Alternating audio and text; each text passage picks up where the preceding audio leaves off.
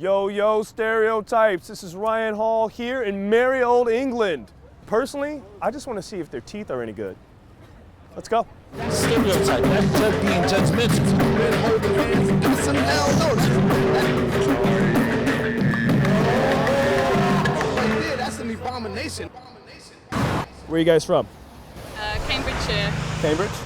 Your teeth are really nice too. They're all white and stuff. Right, that's not normal. I wasn't expecting that. The U.S. is like perception, like everyone in England's like missing teeth and all that. And we're meant to drink tea all the time and stuff, aren't we? Yeah. When really we love coffee. Yeah, I love coffee and cigarettes. Yeah, you know. so Yeah. do I. No, that. America, there's this whole like racial divide. Does that kind of exist here? I don't think so. Not that I've been aware of. I mean, where we're from in Cambridge, I don't think at all. Well, there doesn't seem to be any sort of in my sphere. There doesn't seem to be. He's never telling me like, oh god damn, there's a pack of Indians. Shit, you know. So you think this is a pretty integrated society? I haven't really come across hardly any racism living in London. How do you feel about the racial climate here in Europe? Like London's quite good. Really? Yeah, I think so. Do you have like a lot of racial tension in London? Every now and then it kind of flares up. You know, people get excited by it, and maybe it even escalates to a riot or something like that. What's it like to be a black man in London? You know, it's not blatant, it's not overt, it's not like a lot of racial violence and things like that, but then there is a lot of prejudice. I don't have that many problems.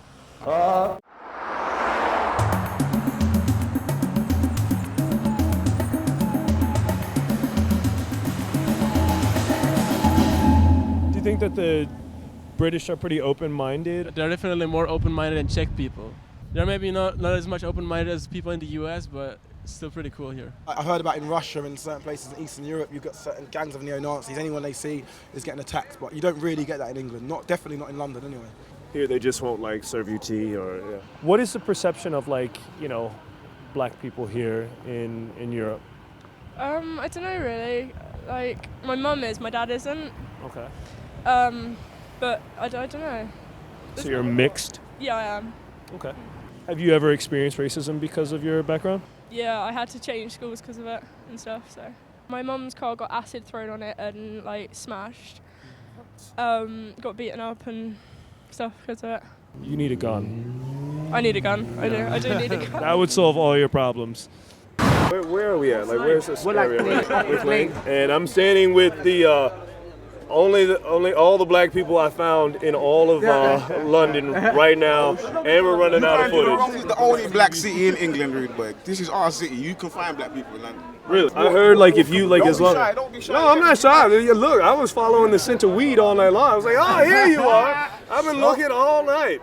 What is the experience of a black man in London? Is it? Do you have enough time? Oh, Do you have enough time? Everybody's been saying, "Oh, it's so easy. It's so integrated." No, we're very held back. Our culture's accepted, yeah, but we're not accepted. We're very held back. Is it sort of we're not as far as a black man in America. Put it that way. This is the belly of the beast. This is all started here. England had a big part in slavery. They just didn't have a big part in slaves coming here. What you mean they sent all them black people to America? You mean England did this to me? Is it more like a class thing over here, or is it like a? Is there? I think class is a bigger issue than race. If you've got money, you know, and you don't necessarily have to have class. It's pretty like even, if that's what you mean. Like in America, like in the ghetto, like it's mostly black people, but here it's not really like. There's a good mix of like rich black people, white people, and then like poor black people, white people. It's a class thing, but in England, like most of the poorest people in the country are actually white. It's not even down to a colour, black and white thing, yeah? It's more down to a class, like a bloodline, yeah? Even if you're white and you come from a certain background, you're not going to get to run this country. Are you do you believe in the class system here? Does it exist? Yes. Over here, not really, because no, it doesn't. The class system does exist. Because we have a basic living wage that everybody's entitled to. Oh, welfare. But not everyone. Oh my God! Oh, Started on that. No, get started. So like 20% of your earnings has to go to the government. So what's wrong with somebody getting a little cut of that? Some people need a little help. What, 20%? Like you get certain people in this country that work really hard, but then you have people that don't really need it, but still stand in the queue to get like £100 a week. Shit, where is that line, by the way? That's an ignorant way of seeing it. I mean, if the country has less jobs than the population, then of course people are going to be unemployed. Yeah. It's just a fact. So we've come up with a system that provides for people that don't have jobs. For me, it's quite personal because like where I'm from, how I got brought up, like my father's family, they can't even read or write. That's like, you know, how. Word. Yeah, like. White people who can't read and write? So I don't. My dad, like when he was 16, like got a job like on his own and like educated himself and then like got a good job. And then like for me now, obviously do my own business and everything.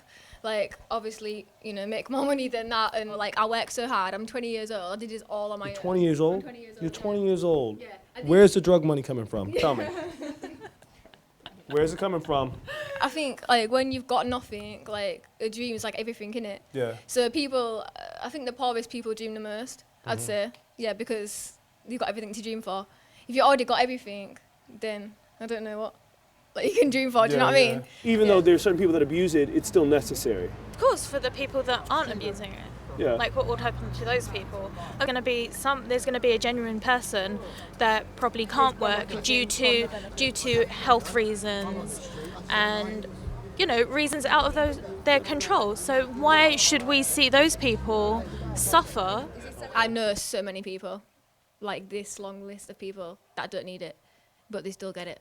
And if you ask anybody, they'll tell you the same thing. There is always going to be a flip side to every good thing in the world, really. Yeah.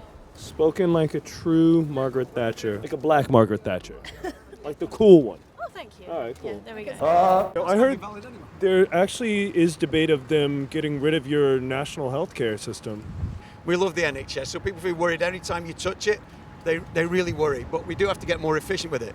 They worry about how those reforms will mean people who haven't got the private health care. How can they get access to treatment that they should get? Does that make you nervous? Yes. Yeah, it does. My mum's a midwife and stuff, so she works in the NHS. So it's kind of like you think about all the things that are going to happen with jobs having a massive crackdown, aren't they? So in America, you have to pay in to your private health care, and there's people that can't afford that. There's people that could possibly die. But someone over here that has like a tumour that has to go for thousands of pounds worth of health care, get it for them. So of course, you know, our systems is going to be better because that's what we've come up with. Well, welcome to my side of it. Like, you know, here's a little tip. If you just go to the emergency room and say, "Oh, I just got mugged. I don't have an ID," and then you tell them your name is Nigel Stokes. Brilliant. Thank you. Do you think that London would ever have an ethnic prime minister? Sure. Is it coming soon? I think so. Well, depends on the candidates, but I think it's no. I need an actual time period. Do you think that they're ever going to have a black prime minister here? If he runs, I suppose. There won't be a black man running for Prime Minister of England anytime soon. Really? You don't think that we're ever going to get a black man? Ever. Never, ever. And that would shake the core a little bit too much? No. It would destroy the core.